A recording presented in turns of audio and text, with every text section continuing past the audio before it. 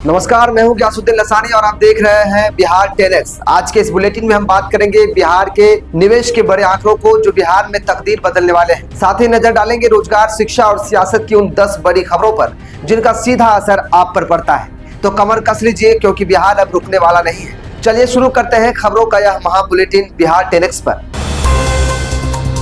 जीतन राम मांझी ने अरविंद केजरीवाल पर बोला हमला, कहा सबूत कमजोर थे इसलिए हुए बरी। गया में जीतन राम मांझी ने अरविंद केजरीवाल पर हमला करते हुए कहा कि वे सबूतों की कमी से बरी हुए हैं। एनडीए चाहती तो वो जेल से रिहा नहीं होते। मांझी के इस बयान से सियासत गर्मा गई है। गया में एक कार्यक्रम के दौरान केंद्रीय मंत्री और हिंदुस्तानी आवाम मोर्चा के प्रमुख जीतन राम मांझी ने नई दिल्ली के मुख्यमंत्री अरविंद केजरीवाल पर तीखा हमला बोला है। मांझी ने कहा कि केजरीवाल साक्ष्य की कमी के कारण बरी हुए हैं। मामला साफ नहीं हुआ था। उन्होंने एनडीए सरकार और न्यायपालिका पर भी बड़ा बयान देते हुए कहा कि अगर एनडीए सच में चाहती तो केजरीवाल जेल से बाहर नहीं आते।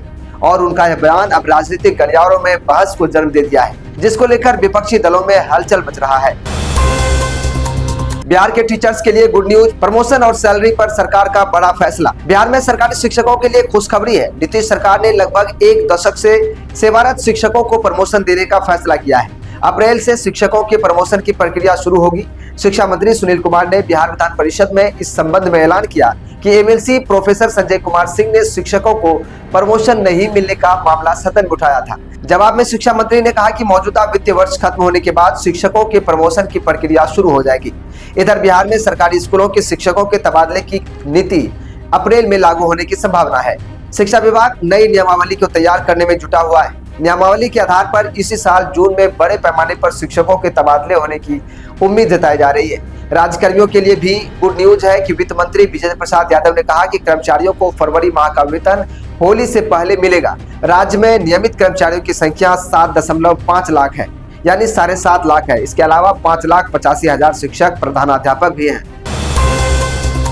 बिहार में बर्ड फ्लू का कहर, मारी गई 4575 मुर्गियां। पटना जू 7 मार्च तक बंद। बिहार में बर्ड फ्लू फैलने की पुष्टि के बाद राज्य सरकार ने एडवाइजरी जारी कर दी। पटना के पीसी कॉलोनी, कंकरबाग के जू सेक्टर पार्क और पटना हाईकोर्ट परिसर में कौवा और मुर्गियों की अचानक मौत के बाद बर्ड फ्लू यानी H5N1 की पुष्टि हुई है।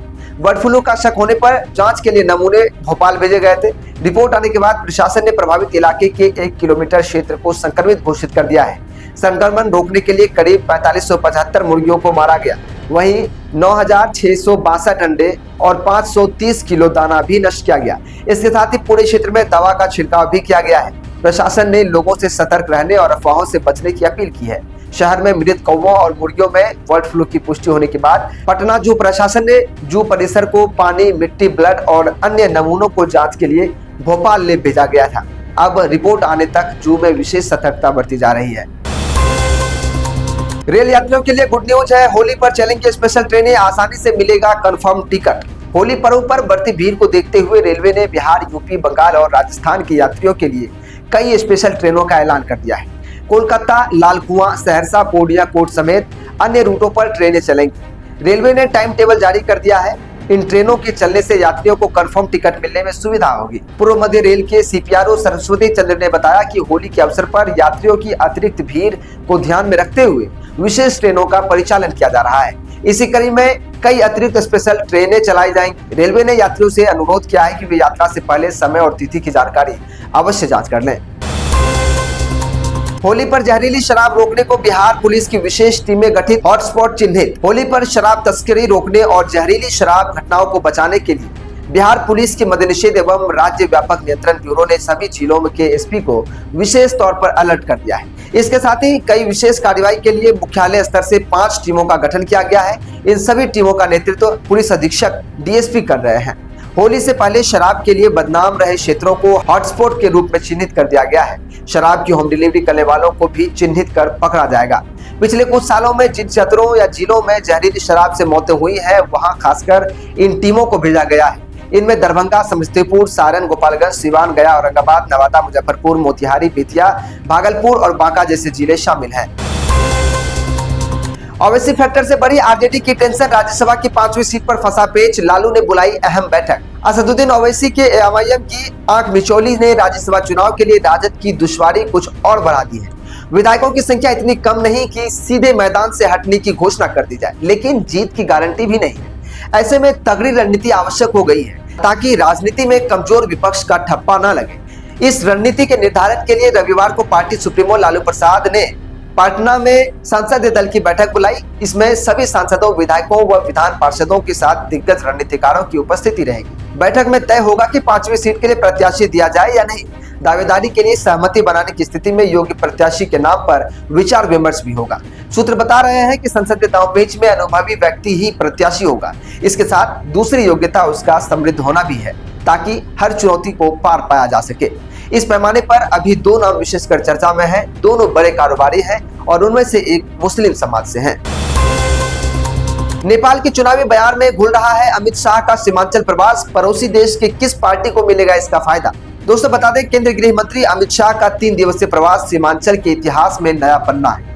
अब तक किसी केंद्रीय गृह मंत्री का इस तरह 3 दिनों का प्रवास कभी नहीं हुआ था। केंद्रीय गृह मंत्री के इस प्रवास ने नेपाल व बांग्लादेश की सीमा से सटे इस इलाके की राजनीतिक व आर्थिक सामरिक महत्ता को उछाल भी दिया है।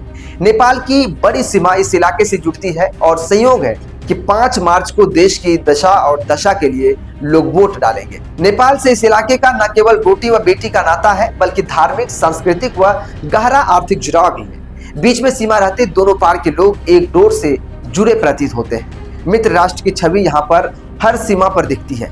ऐसे में भारत के केंद्रीय गृह मंत्री के सीमांचल प्रवास की खबर वहां भी खूब चर्चा में रही। खासकर वहां के तराई इलाकों में तो लोगों के कान ज्यादा खड़े हो रहे हैं। चुनावी बयार तक में केंद्रीय गृह मंत्री का यह प्रवास खुलता रहा। शराबबंदी की समीक्षा कराएगी सरकार, नीतीश कुमार के करीबी मंत्री ने कर दिया साफ। शराबबंदी की समीक्षा को लेकर हो रही सियासत के बीच मुख्यमंत्री नीतीश कुमार के करीबी नेता और मंत्री अशोक चौधरी ने बड़ा बयान दे दिया है। शुक्रवार 27 फरवरी 2026 को विधानसभा परिसर में मीडिया से बातचीत में उन्होंने इस प्रतिक्रिया दी और आरजेडी के एमएलसी सुनील सिंह पर भी निशाना साधा। विधानसभा में शराब की डिलीवरी कराने वाले सुनील सिंह के बयान पर जेडीयू के मंत्री अशोक चौधरी ने कहा कि हमने तो कहा था कि लाइए, अगर आप डिलीवरी करा सकते हैं तो कराइए, जेल जाइएगा, ये सब संभव नहीं है। कथनी और करनी में अंतर है। कौन ऐसा कानून है जिसको लोगों ने नहीं तोड़ा है? क्या आर्म्स एक्ट नहीं टूटा? क्या दहेज प्रथा कानून नहीं टूटा? इसलिए ये सिर्फ एक प्रोपेगेंडा है। अब घर बैठे बनेगा डिजिटल किसान पहचान पत्र। बिहार कृषि ऐप से आसान हुआ फार्मर रजिस्ट्रेशन। कृषि विभाग किसानों को सुगम सुविधाएं देने के लिए डिजिटल खेती की ओर आगे बढ़ रहा है। इसी कड़ी में बिहार कृषि ऐप के जरिए डिजिटल सुविधाएं बढ़ाई गई हैं। अब किसान घर बैठे इस ऐप से डिजिटल किसान पहचान पत्र के लिए फार्मर रजिस्ट्रेशन करा सकते हैं। बिहार कृषि ऐप का नया संस्करण जारी किया गया है। अब farmer registration link carousel card में उपलब्ध है, जिससे पंजीकरण आसान होगा। डीबीटी उपयोगकर्ताओं के लिए क्या आप जीविका सदस्य हैं नाम से नया फील्ड जोड़ा गया है। इसके साथ ही भारत विस्तार चैटबॉट को उन्नत किया गया है, जिससे उपयोगकर्ताओं को बेहतर और सुगम अनुभव प्राप्त होगा। इस ऐप से किसान खाद और उपलब्धता, मौसम पूर्वानुमान, सरकार की योजनाओं, आधुनिक खेती के तरीके आदि से जुड़ी जानकारी प्राप्त कर सकते हैं। बिहार में मार्च की शुरुआत मौसम के हल्के बदलाव के साथ होने जा रही है। मौसम विभाग के ताजा पूर्वानुमान के अनुसार 1 मार्च को राज्य के अधिकांश हिस्सों में दिन के समय हल्की गर्मी महसूस होगी, जबकि कई जिलों में बादल छाए रहने और कहीं-कहीं हल्की बारिश या बूंदाबांदी की संभावना जताई गई है। मौसम वैज्ञानिकों के मुताबिक राज्य का अधिकतम तापमान लगभग 29 से 33 डिग्री सेल्सियस के बीच रह सकता है, जबकि न्यूनतम तापमान 15 डिग्री सेल्सियस से 18 डिग्री सेल्सियस के आसपास रहने का अनुमान है। सुबह और शाम हल्की ठंड बनी रह सकती है, लेकिन दोपहर में धूप तेज रहने की संभावना है। उत्तर और पूर्वी बिहार के कुछ जिलों में गरज चमक के साथ तेज हवाएं चलने के भी आसार हैं। मौसम विभाग ने किसानों को सलाह दी है कि वे फसलों को सुरक्षित रखें और ताजा अपडेट पर नजर बनाए रखें। मौसम विशेषज्ञों का कहना है कि आने वाले दिनों में तापमान धीरे धीरे बढ़ेगा और मार्च के पहले सप्ताह से गर्मी का असर और स्पष्ट दिखने लगेगा। तो दोस्तों, ये थी बिहार की आज की वो तमाम बड़ी खबरें जो बताती हैं कि हमारा प्रदेश किस तरह विकास की नई ऊंचाइयों को छूने के लिए बेताब है। इस तरह की खबरों का सिलसिला थमता नहीं है, ना ही थमेगा। लेकिन आज के बिहार 10X के इस बुलेटिन में, इस अंक में फिलहाल इतना ही। कल फिर मिलेंगे ठीक इसी समय नई ऊर्जा, नई खबरों के साथ। तब तक के लिए अपना ख्याल रखें और देखते रहें बिहार की प्रगति का आईना बिहार 10X 10 गुना रफ्तार से। अब हमें दीजिए इजाजत। जय हिंद, जय बिहार।